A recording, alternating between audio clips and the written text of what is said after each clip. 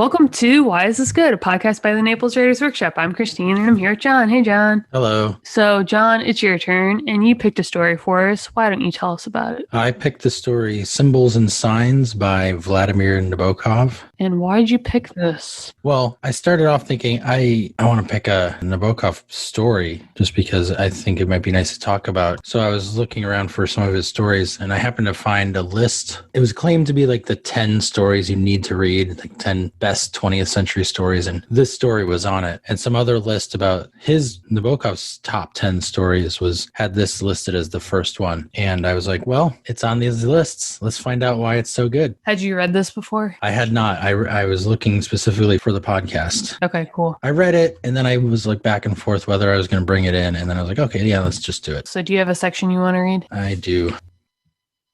When they emerged from the thunder and foul air of the subway, the last dregs of the day were mixed with the streetlights. She wanted to buy some fish for supper, so she handed him the basket of jelly jars, telling him to go home. Accordingly, he returned to their tenement house, walked up to the third landing, and then remembered he had given her his keys earlier in the day. In silence, he sat down on the steps and in silence rose when, some 10 minutes later, she came trudging heavily up the stairs, smiling wanly and shaking her head in deprecation of her silliness. They entered their two-room flat, and he at once went to the mirror. Straining the corners of his mouth apart by means of his thumbs, with a horrible mask-like grimace, he removed his new, hopelessly uncomfortable dental plate. He read his Russian-language newspaper while she laid the table. Still reading, he ate the pale victuals that needed no teeth. She knew his moods and was also silent. When he had gone to bed, she remained in the living room with her pack of soiled playing cards and her old photograph albums. Across the narrow courtyard, where the rain tinkled in the dark against some ash cans, windows were blandly alight, and in one of them a black-trousered man, with his hands clasped under his head and his elbows raised, could be seen lying supine on an untidy bed. She pulled the blind down and examined the photographs. As a baby, he looked more surprised than most babies. A photograph of a German maid they had had in Leipzig and her fat-faced fiancé fell out of a fold of the album. She turned the pages of the book. Minsk, the Revolution, Leipzig, Berlin, Leipzig again, a slanting house front, badly out of focus. Here was the boy when he was 4 years old, in a park, shyly, with puckered forehead, looking away from an eager squirrel, as he would have from any other stranger. Here was Aunt Rosa, a fussy, angular, wild-eyed old lady who had lived in a tremulous world of bad news, bankruptcies, train accidents, and cancerous growths, until the Germans put her to death, together with all the people she had worried about. The boy, age 6, that was when he drew wonderful birds with human hands and feet, and suffered from insomnia like a grown-up man. His cousin, now a famous chess player. The boy again, aged about 8, already hard to understand, afraid of the wallpaper in the passage, afraid of a certain picture in a book, which merely showed an idyllic landscape with rocks on a hillside and an old cartwheel hanging from one branch of a leafless tree. Here he was at 10, the year they left Europe. She remembered the shame, the pity, the humiliating difficulties of the journey, and the ugly, vicious, backward children he was with in the special school where he had been placed after they arrived in America. And then came a time in his life, coinciding with a long convalescence after pneumonia, when those little phobias of his, which his parents had stubbornly regarded as the eccentricities of a prodigiously gifted child, hardened, as it were, into a dense tangle of logically interacting illusions, making them totally inaccessible to normal minds.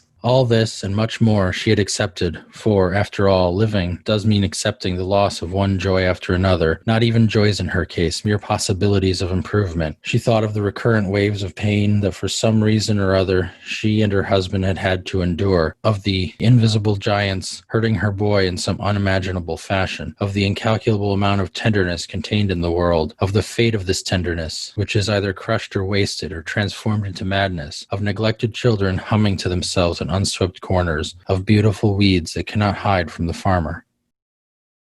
So, what a crazy story. I spent a lot of time after I read it trying to find criticism online that would tell me what the hell I had read. What's going on?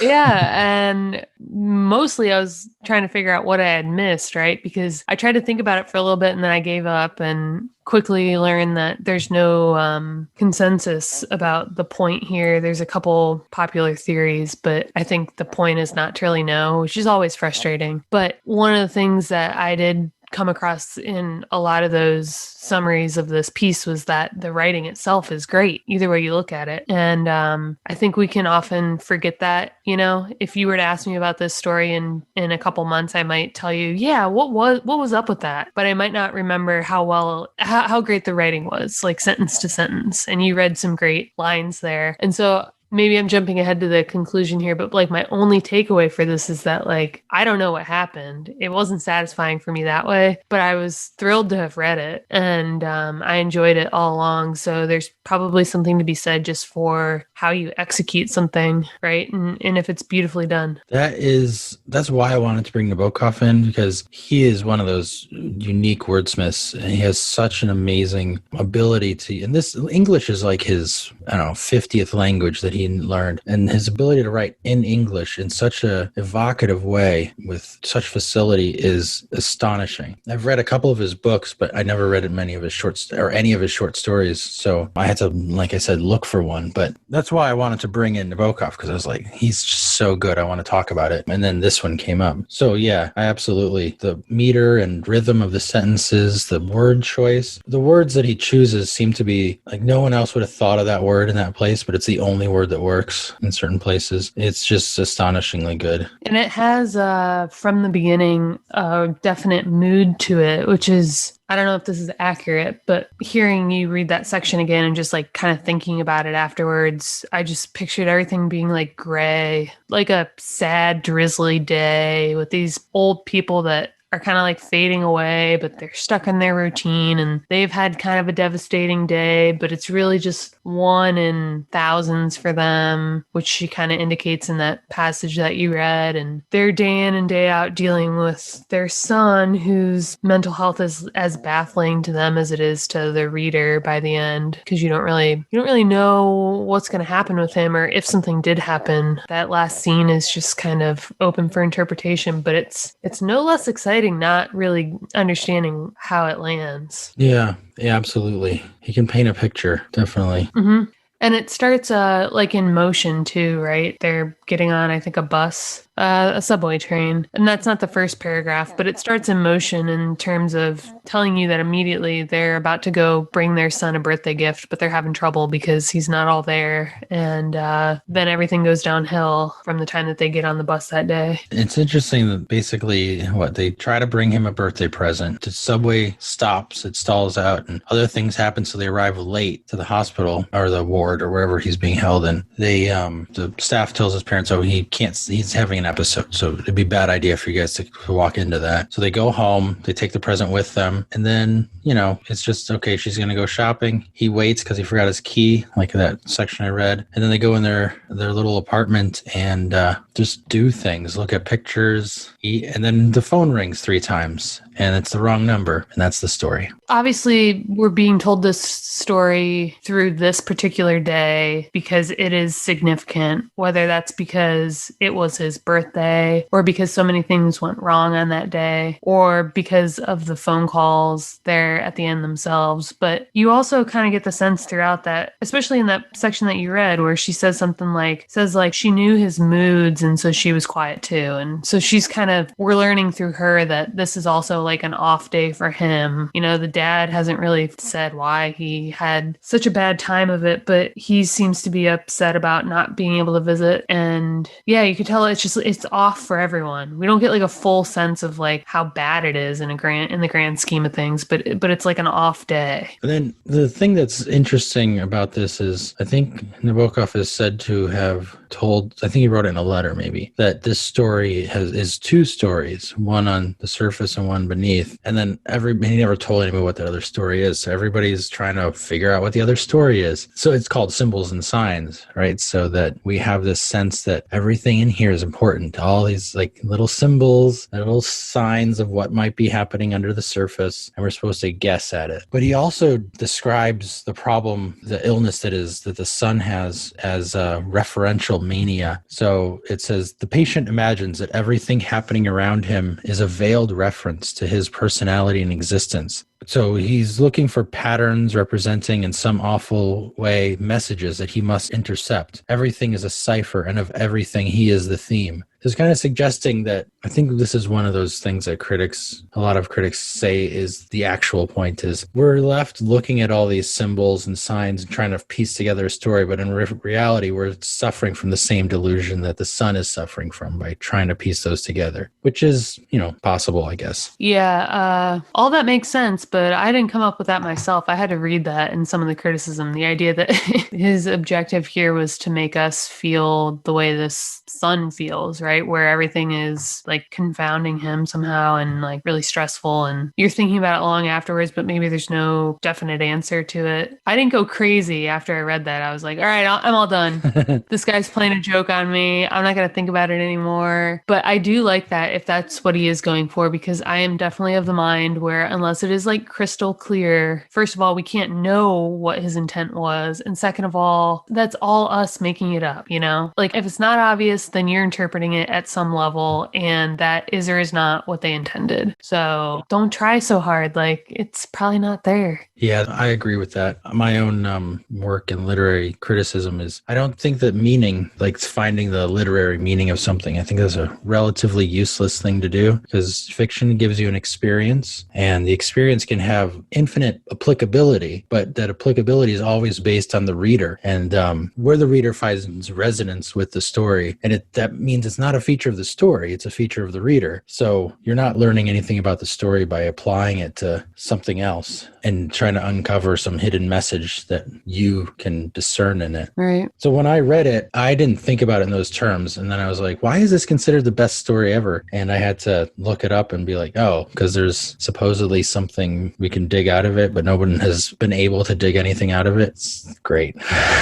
Yeah, I mean, if he really is making some kind of like social commentary on the criticism process, then I'm all for it. But other than that, like, I hope that's it because I don't really care for any of the other explanations if I wasn't able to get it, right? Yeah. The story might not be for me then. It's just over my head, But yeah, I mean, not to get off on a tangent, but I remember just in high school, that was the procedure, right? Like you read Jane Eyre and you really like Jane Eyre, and then you got to read why you missed everything that you thought you got and why you didn't really understand the story the way you thought you understood the story, even though you read it and loved it. So it didn't ruin books for me, but it made me think that everything was some kind of a game where there were symbols and signs and you did have to work really, really hard. But I think criticism is I think if it does something well, it's commenting on like the social norms at the time or why the writing is like a product of its time or its author instead of some secret magic code being like spooled out for you. It's like, if you want to tell me why it's interesting that Jane Eyre was written when it was about women then and, in England and all that meant, that's great. But if you're going to like tell me that I missed some theme because I missed like a word on page 40, then I'm out. Yeah, I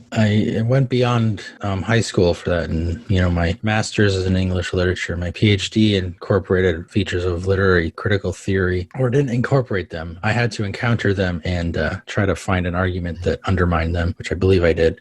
So I've been steeped in this stuff over the years. And I think that, like I said, the point of literature is to enjoy it, is to have an experience. You read a story like this and we're right there with these two characters experiencing their day. And yeah, if you wanted to, you could spend some time trying to figure out how it's speaking to some deeper meaning. And that's great. Like Faulkner talks about writing about the human heart and conflict with itself. It's the only thing worth writing. And figuring out applying that to your life as a way to manage the way you think about life is a good thing because this is what helps build empathy. That's why fiction builds empathy, is because we get to live all these other lives and then learn from them by reading. But that doesn't mean that's the hidden meaning in the story. The meaning of a story is the experience it gives you, not some message the author was trying to bury in it. And I was thinking about this before recording, and it made me think of there are stories like Gulliver's Travels. There's a bunch of details in those stories that can be tied directly to Jonathan Swift's like contemporary Britain, and he's making commentary on the politics and culture of the time, which when I read it, I have no idea. I have to look at the footnotes to even have an idea that that's happening. But I can still get an experience out of it, right? Because it's fiction, and I can still enjoy it as a story that I can then apply to my own situation if I want to make those details line up with something that I'm familiar with. So I don't think, it doesn't matter whether the author wanted me to get a message or not. It's like, I'm just going to enjoy the characters.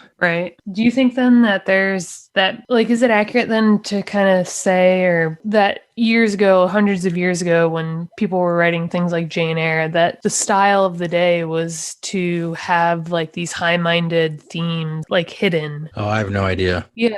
It just feels like that was revered. Like there was you couldn't just enjoy it. There had to be something else. Because I do think certain authors did intentionally obscure some of these things. I think that it wasn't that they were trying to bury some hidden message. I think that they were interested in an idea, and they used characters to kind of work with an idea. Like something really simple, like A Christmas Carol. Yeah. It's about greed and how to live your life as that a life of generosity is a better life than a life of stinginess. But he doesn't have to say that. You just get to experience the way Scrooge goes through his night and reflects on his life through the three ghosts, and then changes at the end. And you're like, you know what? He is better off now. Yeah, that's a better way to describe what they're doing, right? Like using characters in a story to illustrate a concept that they're already thinking about versus like inserting a concept into a story so that we have to figure out what they're talking about. I guess I mean, like, it seems as if fiction years ago, the intent was like that it had to have some kind of a meaning that you had to be smart enough to get, right? They're not trying to like obscure it, but like they wanted it to be this kind of lofty endeavor. It feels like some fiction reads to me that way. And my only comparison is that when we have stories nowadays that are kind of hitting you on the head with these themes, it almost feels like metafiction to be so blunt about your intent. I don't think it was ever in vogue to bury things like that. I think that the way English literature is taught sometimes, we're led to believe that that's what was going on. But I don't think it ever really was. That makes sense. I mean, if you go back to read the Odyssey,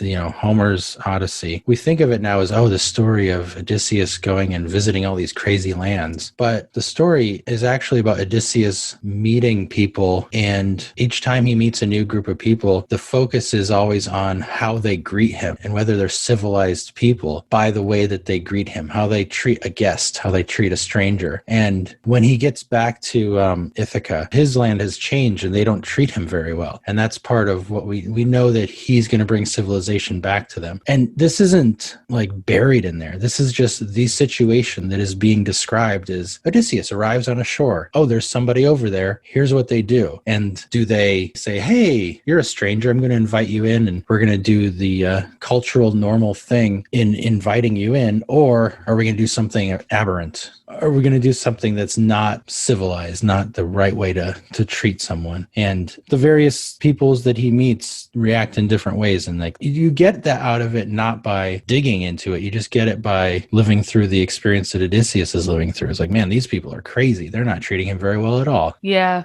I'm guessing too, there's an element of this where if you're reading something that wasn't written in your time, it's harder for you to read and understand on some level. And that can become part of it. That's why in English class, there's like, all right, here's a history of England so we can understand this story. Like, you're going to read Gulliver's Travels. I'm going to have to tell you everything you need to know about, like, what is it? 17th century Britain?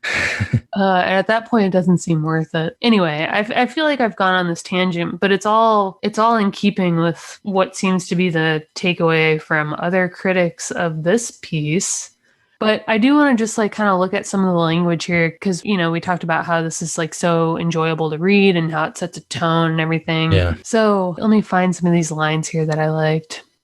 Well, there was the one bit that you read here talking about like how his mental illness kind of solidified, and it says, and then came a time in his life coinciding with a long convalescence after pneumonia when those little phobias of his, which his parents had stubbornly regarded as the eccentricities of a prodigiously gifted child, hardened, as it were, into a dense tangle of logically interacting illusions, making them totally inaccessible to normal minds.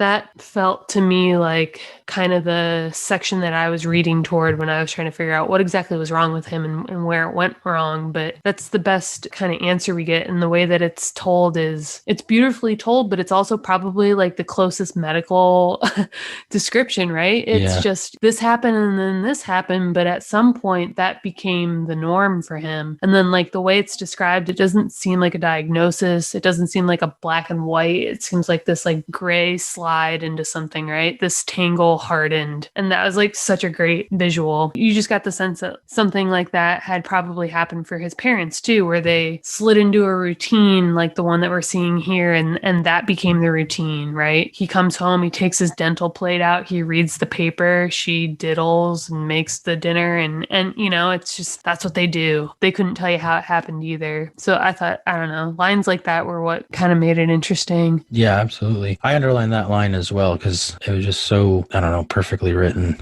He also, at the end here, I just remember liking this section too. It doesn't give anything away. I mean, we already kind of described what happens, but it's the dad sitting at the table and says, the birthday present stood on the table. While she poured him another glass of tea, he put on his spectacles and re-examined with pleasure the luminous yellow, green, and red little jars. His clumsy, moist lips spelled out their eloquent labels: apricot, grape, beach plum. You can picture that, right? At this point, the phone is rung twice now with the wrong number. So you're anticipating this. You see that there's like only so many like, words left. You're wondering if we're going to get some kind of conclusion. And then it just like slows down and the dad is just like contemplating these little jellies. And I don't know, there's something so nice about that little scene there and the way, you know, we slow down because he slows down for us and he shows us each individual color and each individual flavor. And I don't know, if I was going to get anything out of this, aside from like, we don't know who's calling and if it is a wrong number or what, that part right there and where it is in the story, when we're all clamoring to get to the point, it was kind of like, here's two people who on the surface seem real sad and they have a real bummer of a situation with their son, but the dad can kind of look at these jellies for a second and like enjoy looking at them, right? Like he's finding beauty, just like the way the mother talked about life being joys that you lose, right? It was nice. Yeah. It's an interesting thing when a story can slow us down and let us enjoy a moment like that. And such a otherwise boring one, you know? Yeah. It's like he's just reading labels. And if someone said, hey, do you want to watch somebody read labels? He'd be like, no. But we're into it when we get there. Right. Yeah, I thought that was nice.